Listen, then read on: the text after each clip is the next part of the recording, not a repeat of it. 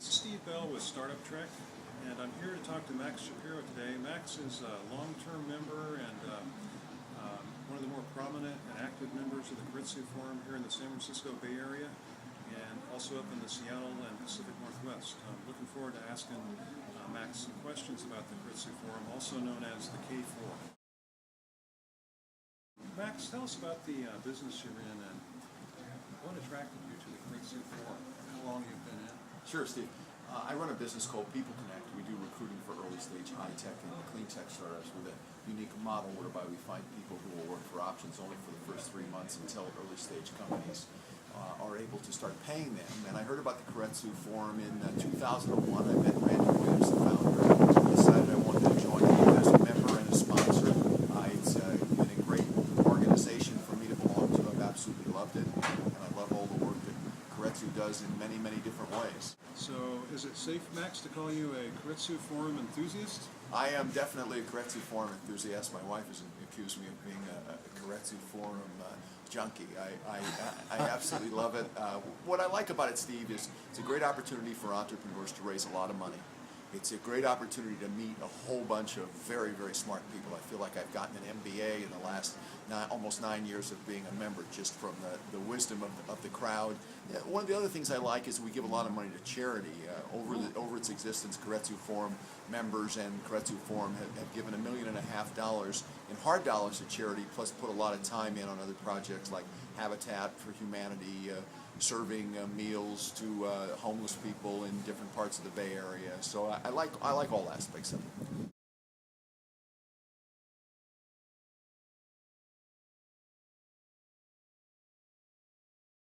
Now, I understand the Keiretsu, I've been a member just about a year, and I understand that they also do a lot of charity for entrepreneurs and startup companies. Can you tell us a little bit about, say if you're an entrepreneur looking to raise funding, how and why would you approach the Keiretsu Forum and start to go through the process? And we'd like to ask you about how the process works. Sure. So I think entrepreneurs that are looking at raising an appreciable amount of money for their startup, Keiretsu Forum is a great place to go.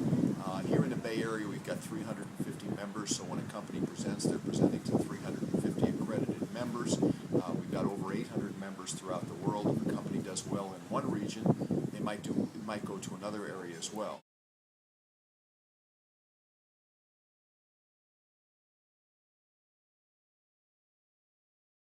Now, when you say accredited, what do you mean by that? So that's an SEC definition of accredited. I think it's a minimum of $200,000 in income in the last year and a net worth of over $1 million. So these are not just people that came in off the street. They're all accredited investors. And the process that companies go through in order to be able to present to the Keiretsu Forum chapter is really long and benefits the companies and also benefits the members. This accredited thing, I believe it's correct. I remember from my Series 63 or Series 7 study that you can't just form an investing club and have people interested in the startups come and hear the pitches, right? That would be illegal. You have to have accredited investors to present to more than a certain number of people. I think it's 12 people. I'm not familiar with those numbers, but I know all the members are accredited. Okay, so that's a pretty good feat to attract 350 accredited investors capable of writing checks then to a club like this. Right, and Keiretsu does a lot in the way of education for entrepreneurs. There's a boot camp that they hold that a lot of the companies come to.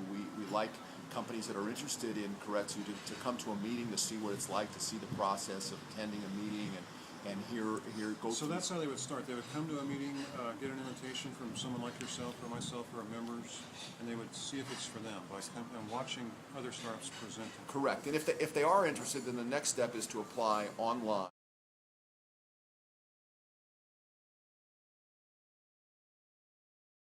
So they don't just write a check for $8,000 and come in and pitch for 8 minutes. No, and I don't. That's what I read on this blog today. I don't know anything about 8,000. I know that it's per chapter. It's up to $1,500 per chapter, depending on where you are. And you guys just put that all in your pocket, right? It's a profit. No.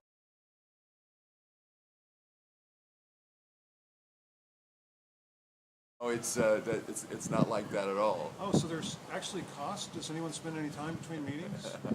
Members spend a lot of time between meetings with the companies. I mean, we when a company applies online, there's a process where Members, the companies are screened by staff, and then members do a phone screen. If companies pass that phone screen, there's anywhere from 40 to 50 companies every month looking to present. If they Okay, pass so- that phone screen, then they go to a deal screening a week before. So you have 25 or 30 members, take half their day, they Right. rent a facility, they set up audiovisual equipment. There's packages of 20, 30 pages, information about the startups, like roughly 5 pages a piece, prepared, copied, distributed, and at, 7:30 a.m. you start and work a half a day doing the pre-screening.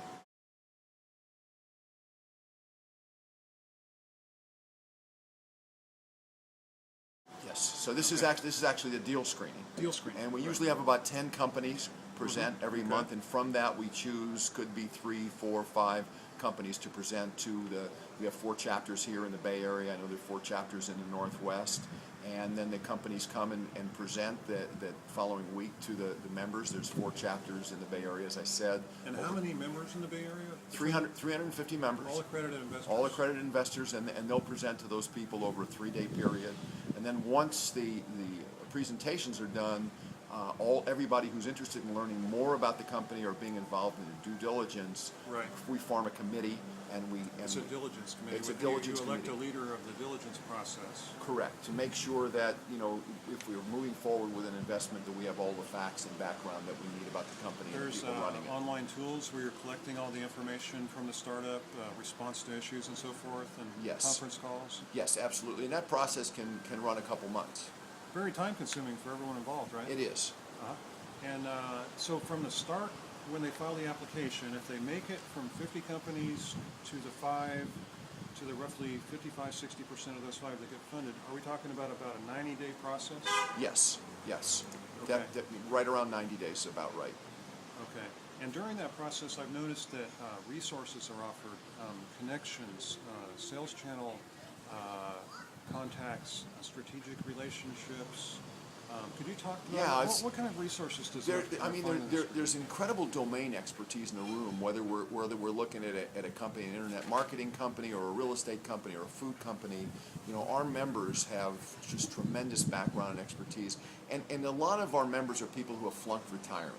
And Oh, they're, really? and they're looking to make a contribution to a company, not just invest in it, but help it. And even if they don't invest, they're more than happy to offer free services, free consulting services. Sometimes they might go on a board of advisors, they might go on a board of directors, but really helping the companies grow, because what we're about is seeing these companies become successful, raise money, and become successful.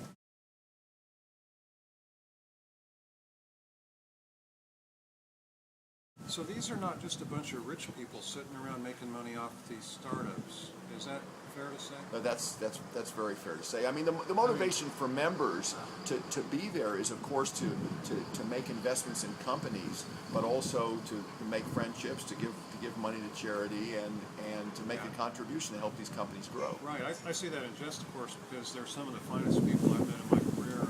Really a friendly, collegial environment, and they want to help the startups. They want to get involved and provide them resources, introduce them to the right companies, open doors. Yep.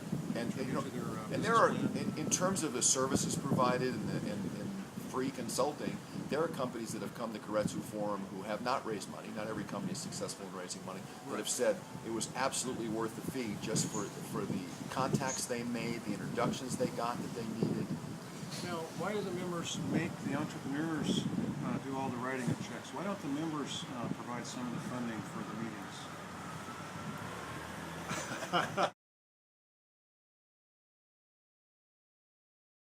Well, that's what I read on that guy's blog. Now, the members actually do help with the expenses, don't they? They don't make money, they actually write checks. The to pay members, for the it costs $3,000 a year for a member to belong, and people who are members and sponsors such as myself pay more money, but feel it's absolutely well worth it, and that's why the membership is growing, not only here in the Bay Area, but throughout the country and throughout the world. I mean, to think that one guy, Randy Williams, had this idea to get a few people together, and now you've got an international organization with chapters in Barcelona and London and Paris, and soon to be in Malaysia and Japan. Beijing. Uh-huh. And we have 4 in the Pacific Northwest, right? Right. Led by Todd. Yes, Todd Dean does a great job with the Seattle, Bellevue, Portland, and Boise chapters. And we just started New York, 3 months ago with Yeah, Larry? Larry